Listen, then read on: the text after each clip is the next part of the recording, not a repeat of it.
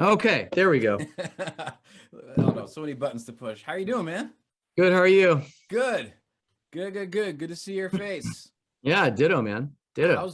How's the other guys? You guys still like each other? You still all right with these guys? Yeah, man. We all still get along. I was with them all last night. We were shooting a special for Queen, like a Queen tribute special. Darren Chris is hosting. I think it's on ABC.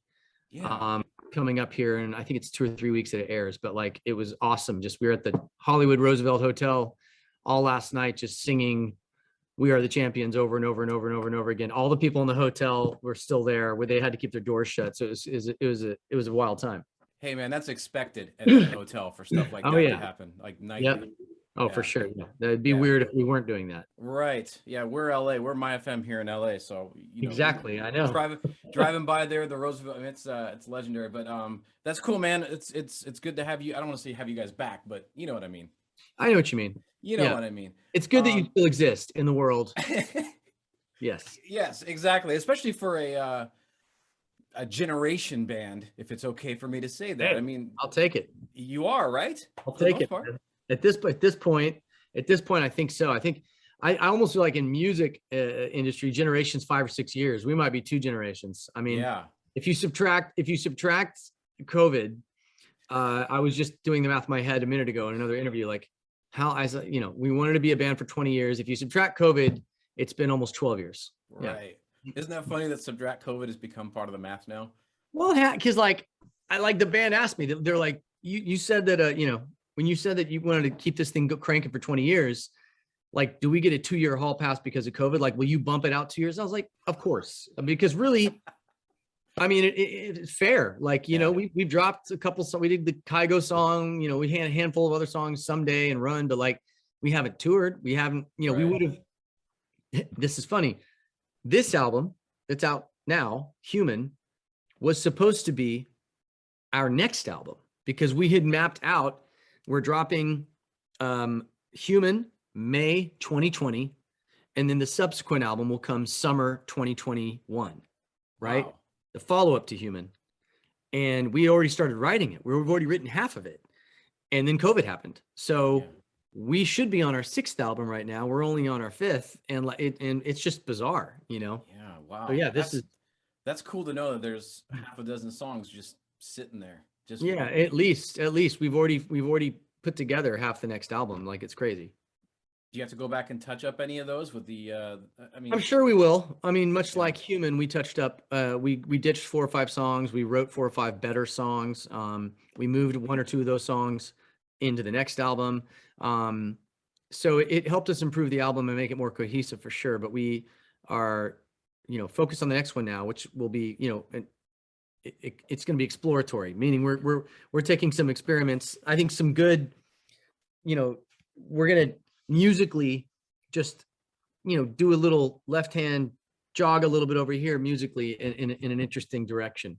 yeah. Well, the good thing about it too, I mean, your music is timeless in the sense that it's more about the emotion. So you don't have to worry about, being outdated on something. Exactly. I mean, that's kind of our idea, is that we can write about things that age well. You know what I mean? We're definitely have never been, fortunately and unfortunately, we've never been the kind of act that is given to whatever the latest trend is, like, and hopping on that, that bandwagon. So it's, sounding modern and staying modern is important for sure. It's the hardest part is doing it without completely selling your soul or compromising or looking that you're chasing, if you looking like you're chasing the 15-year-olds of the world to compete against whatever they're listening to, which a lot of bands fall into that trap. A lot of artists do. You can smell it from a mile away. We're really doing our best to not do that, as tempting as it is. I work with those artists. I work with the 19-year-olds and the 17-year-olds and the 20-year-olds, but that's good. That keeps you dressing young and keeps you feeling young, right? Oh yeah, and being in LA keeps you young, but like and the music and where the people that I work with, it's like I was in the room this week, or I've been working with Little Nas, and just being in the room with him and his collaborators, I'm like, in my mind, I'm like, I'm 25. Like, you know, you can't help. It's just when you're around those people all the time, Sure. it doesn't let you age up, which I'm all for that, man. So I'll take product of your environment. It's a good one, but you're right. There is a line where it starts to get like a little creepy. Yeah, it's tricky, man, because you've got two things that happen to bands. One is they all of a sudden become really desperate and start, you know, grabbing onto younger younger artists and like trying to like age down, but like do it aggressively in a way that's inauthentic and just kind of looks like you're really, really trying hard. Yeah. Or B, you don't do that at all. You say, screw evolution. We do what we do.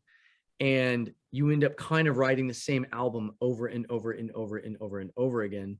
And, you know, and I'm not going to name some of those bands, not in an interview anyway, but they're the ones where, you know, you go and see them at a festival or at a whatever, a thing, and you're like, whoa, they're still dressing like it's 2004. Like, what's going on? Like, what, you know what I mean? Right. And so the catch is to not be either, right? To not be the act that disavows evolution and modernity and just acts like it's not happening, acts like the world isn't changing. I'm not going to get on social media. Screw that. I grew up without it. Like, right. And I know those guys. I know some of those artists.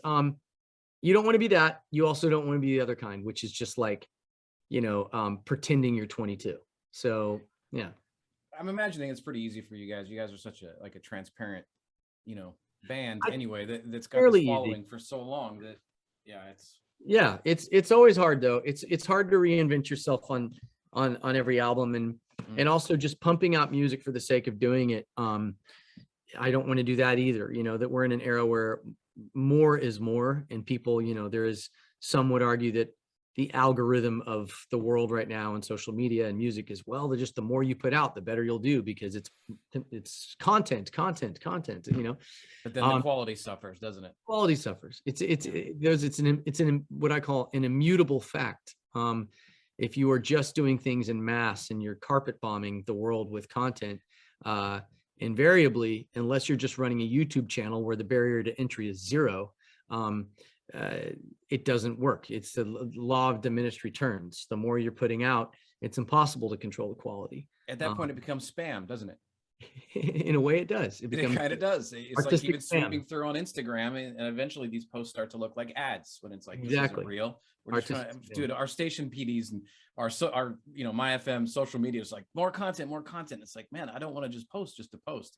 So I mean, that's my only connection to what you're saying. What sucks about it is that those platforms are programmed to favor the people that are the most active. So even if you're posting trash or just stupid content, if you are feeding into that, I've done experiments with this before with Instagram, where I'll go a day where I will just post every 30 minutes something. I've tested it, and I kid you not, man, my followers go up. They spike like crazy. When in the window where I post a ton, they spike like crazy.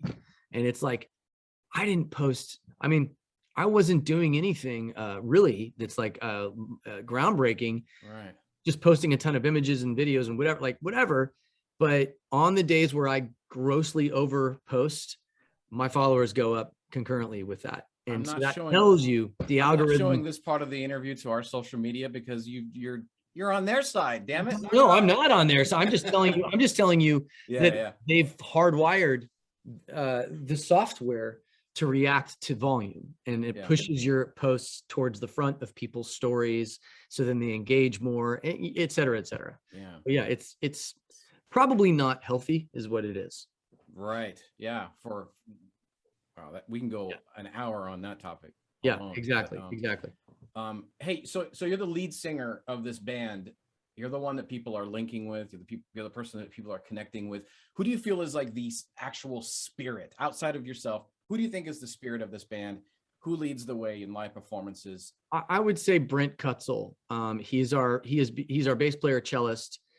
By the second and third album especially, he really became the one person in the band that I was co-writing the most with. He's the most musically adept person in the band. He can kind of play every instrument very well. And he was when he quit college, he was at a conservatory. He was going to school for cello, and I yanked him out of that when he was like 19. And he is now kind of the MD, like the music director of the band. He's the one, he by far puts in the most for the better part of 10 years, the first 10 years of our career. Let's call it 2007 or 6 to 2016. I did the vast majority of everything, all the music, all the producing, all the writing. A lot of our big hits, I wrote 100%. I produced 100%. I played not all the instruments, but a lot of times, and by the time we got to our 4th album, Oh My, I just hit a wall. I was like, I can't, because I was effectively reinventing myself every album.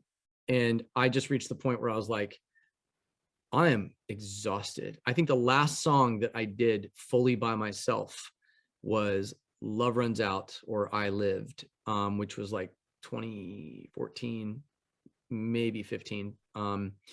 And I remember being in a hotel room in like Berlin and Paris, like working on Love Runs Out. Like we recorded the drums and stuff in Prague in a studio in the Czech Republic. And then when I was finishing it, doing vocals in Paris, and then I was putting my mix on it in Berlin, sending it to the mixer because it was going to radio like 2 weeks later.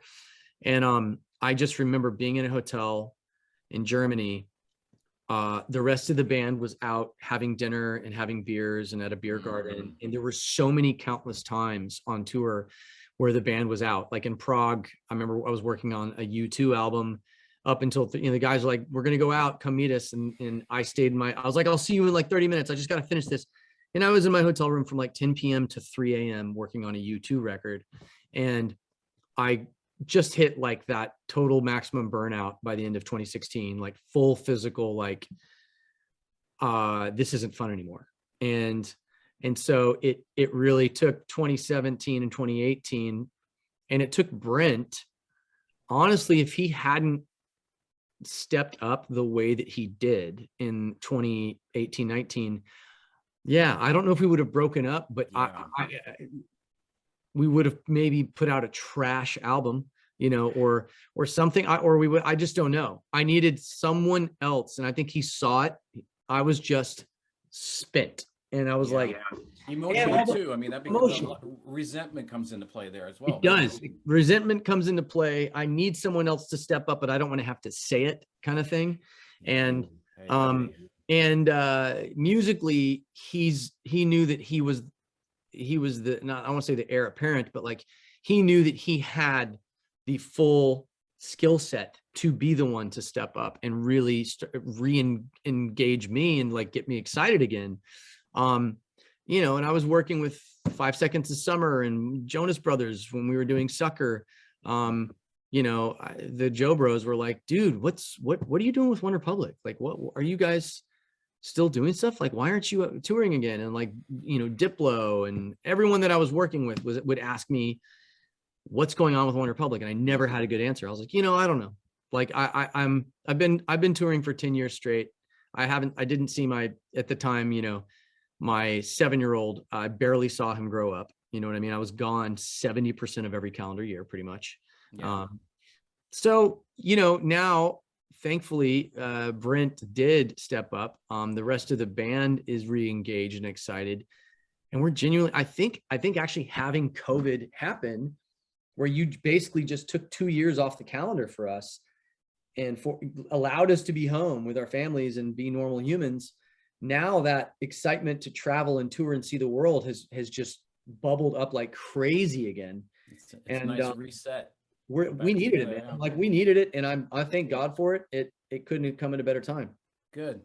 Well, I don't want to keep you too long. I do want to hit a couple things real quick though. The streaming thing in Malibu. First of all, do you drive yourself to this show? Because in my mind, you're driving over the canyon, driving up PCH, looking out over the ocean, sipping on some honey tea. Is it that poetic?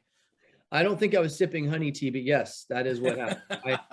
I drive much to the chagrin of people that around me and my wife and probably my dog.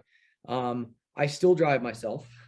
I should probably have a driver, and that, not to sound ostentatious or bougie, but because I'm always multitasking and taking calls and text messages coming in.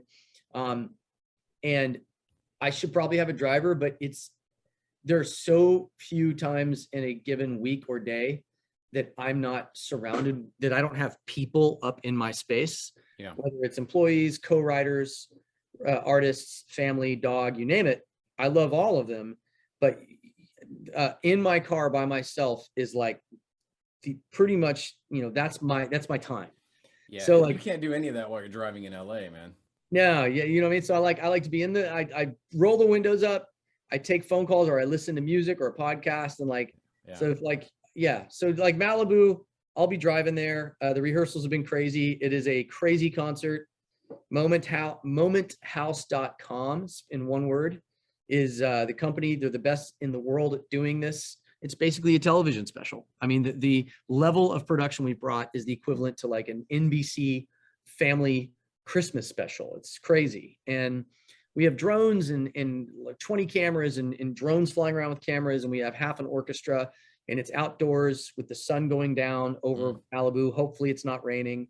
But they're predicting good weather. So and we're going to do most of the hits that we've had in the history of this band from Apologize forward, as well as a good amount of songs off our new album, Human. So we've never done anything like this. It is borderline stupid, like actual stupid, that we're trying to pull this off. So fingers crossed. It's cool. It's exciting. I'm looking forward to it. The 27th, right? 27th. Yeah. October 27th, live. This song, as we press play on this song on MyFM, talking about Someday, it's such a cool song because it works as like a couple talking to each other, but it also works, as a single guy. For me, it works looking in the mirror at myself. Yeah, that's the intention. I like to write things that are let's just say double entendres, or like have multiple layers to them.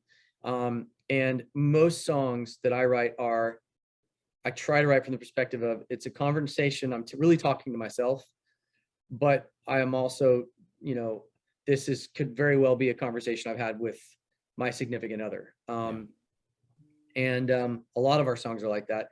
But the song is really Grass is Greener. I call it Grass is Greener syndrome, where, especially in Los Angeles, but most people have it. You could be completely happy and content in your house in Dallas, Texas, or in LA or Detroit. And then your neighbor pulls in with a much nicer car than you. And you have that flash where you go, wait, how can he afford that? Like I should do better so I can afford that. I need that. Or you go to dinner and your friend's wearing a crazy nice Rolex watch, and you're like, wait a minute, I need to level my game up. I need a Rolex. And, or I need now it's crypto. Well, I need Bitcoin. I need this. It's the FOMO, right? The whole song's about FOMO. Yeah. The opening line in the verse is like, some days I'm treading the water and I feel like it's getting deep. Some nights I drown in the weight of the things that I think I need. Yeah. And that's really what the song is. The opening think that you need. That's the key word, isn't it? It's dangerous, man. Yeah. Someday when we're older, we'll be rich. Someday when we're older, we'll be happy. Someday when we're older, we'll have all the stuff that life will be perfect. And then and you go, but maybe someday we'll just look at each other and think, wait, we're all that we need. And so it's trying to it's talking about, all the people that talk about one day if, someday if. I'll be happy when. I'll only be satisfied if. And it's kind of talking about that, because all of us are guilty of that in some form or fashion. That's an awesome way to go right into the song, man. Well, I'll leave it at that. I could talk to you for hours. You should see the list of crap I have to ask you, but I know it'll keep you going. And hopefully bump into you again soon at our iHeart building in Burbank. So that would be great, man. In person, that'd be phenomenal. Yeah, bro. Dude, thank you so much for taking the time, man. And thank you guys. For the rest of your day. We'll talk to you soon. MyFM for life. Shout out. Thank you. I like that. Yeah. I like that. Do you hear your songs on the radio on MyFM when you're driving around? I do. Absolutely. And my manager always screenshots it whenever he hears it and texts me. I'm like, cool. Are you driving while you're doing this? Awesome, man. All right, bro. Thanks, man. We'll talk to you soon.